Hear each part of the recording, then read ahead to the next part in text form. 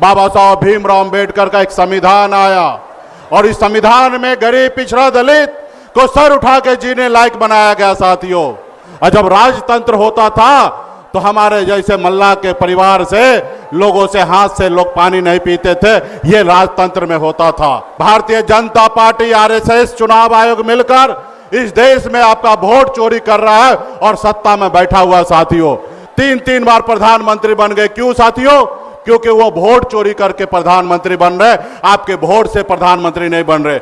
आज मुजफ्फरपुर में अमर शहीद जुब्बा सहनी के धरती पर हमारे आदरणीय नेता राहुल गांधी जी और हमारे तेजस्वी जी और सीएम एमके स्टालिन साहब और तमाम हमारे इंडिया गठबंधन के सभी नेतागण मंच पे उपस्थित है और सामने में हमारे सम्मानित गार्जियन, युवा साथी, माता बहन सभी को सन ऑफ मल्ला मुकेश सहनी की ओर से नमस्कार प्रणाम।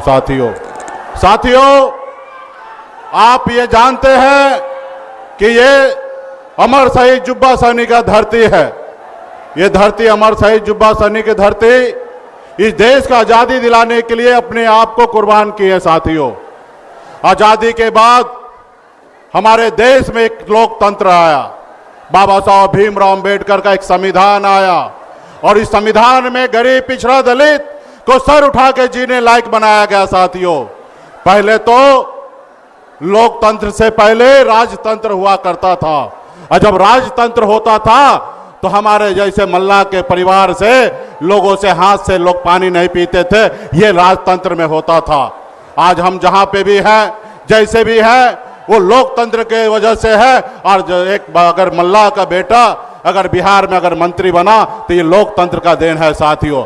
आज यही लोकतंत्र खतरे में पड़ा है।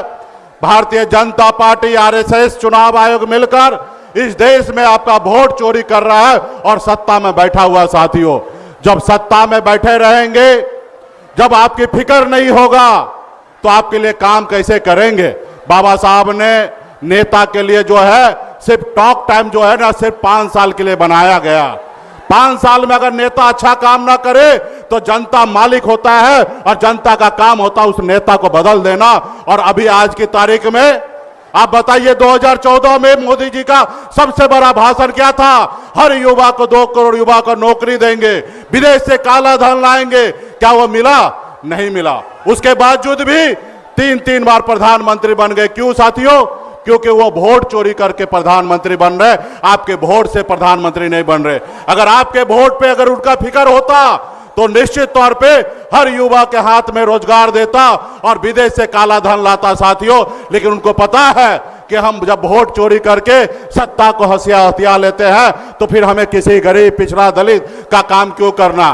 तो इसलिए साथियों, आज हमारे आदरणीय राहुल गांधी जी, हमारे तेजस्वी प्रसाद यादव जी और हमारे स्टालिन साहब आए हैं आपके वोटर अधिकार यात्रा में। और निश्चित तौर पे हम लोग मजबूती से आने वाला समय में हर एक बिहार के नागरिक का वोट का रक्षा करने के लिए हम लोग मजबूती से है। सिर्फ आप लोगों का साथ देने की आवश्यकता है। यहाँ पे जुटे जितने भी हमारे महागठबंधन नेतागण, कार्यकर्तागण, सभी को बहुत बहुत धन्यवाद। विद्या विहार आवासीय विद्यालय 29 वर्षों से आपके बच्चों को शिक्षा, खेल और सांस्कृतिक रूप से समृद्ध कर रहा है।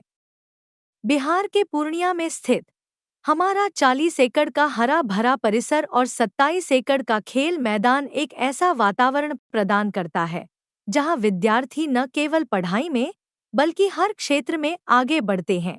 विद्या विहार आवासीय विद्यालय परोरा, पूर्णिया, बिहार।